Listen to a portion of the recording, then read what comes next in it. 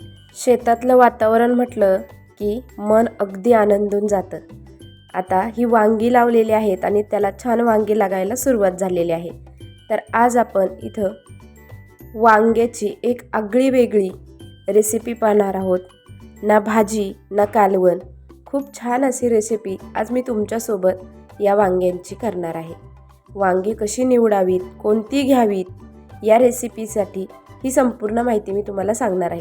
छान फुलं लागायला लागलेली आहेत, कळ्याही धरलेल्या आहेत. आता वांगी बघा किती मस्त आणि ताजी तवाने आहेत. आता ही सर्व वांगी आपण तोडून घेतलेली आहेत, बघू शकता.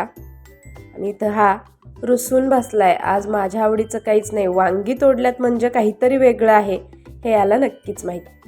नमस्कार, मी ज्योतीज रेसिपीमध्ये तुम्हा सर्वांचं हार्दिक स्वागत. आज आपण पाहणार आहोत भाज्यांचा राजा वांग्याचं एक असं रूप ज्या तुम्ही याआधी कधीच पाहिलं नसेल.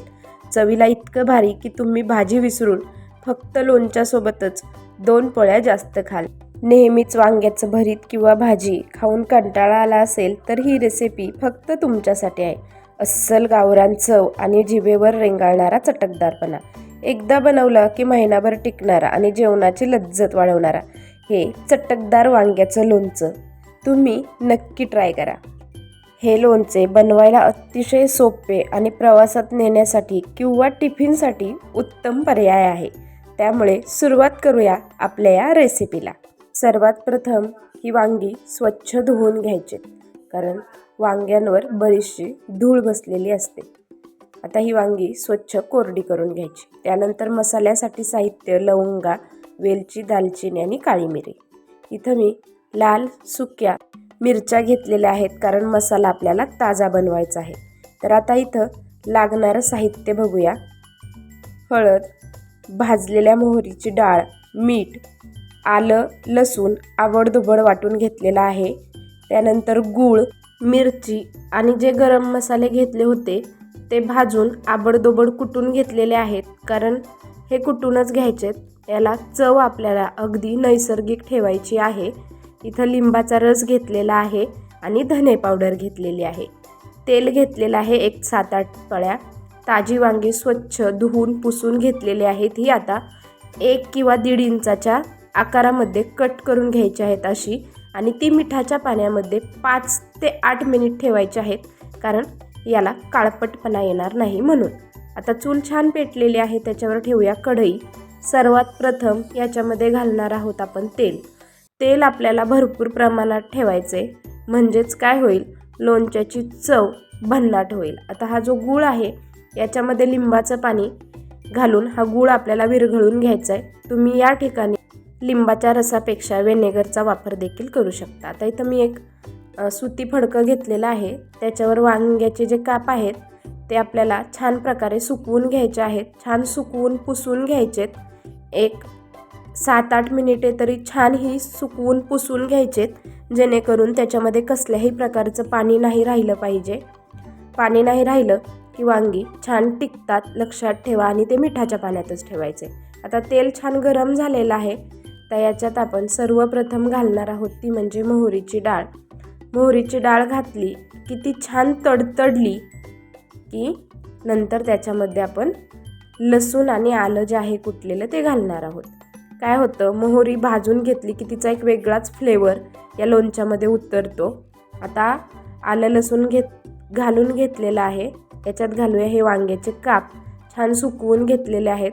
चांगलं मिक्स करायचं आहे. एक 2-3 मिनटं तरी हे व्यवस्थित मिक्स करून घ्यायचे. आता घालूया ही धने पावडर. त्याच्यानंतर घालणार आहोत त्याच्यामध्ये मोहरीची डाळ जी अर्धी राहिली होती ती. आता घालणार आहोत हळद. हळदीचं प्रमाण जरा जास्त ठेवायचं आहे, 1 चमचाभर. एक मोठा चमचा म्हणजे आपण ज्याने पोहे खातो तो चमचा. आता चांगलं मिक्स करून घ्यायचं आहे. पुन्हा एकदा व्यवस्थित मिक्स करून झालं की याला 2 मिनटं असं सोडून द्यायचं आहे. नंतर बघू शकता याचा कलर पूर्णपणे चेंज झालेला आहे.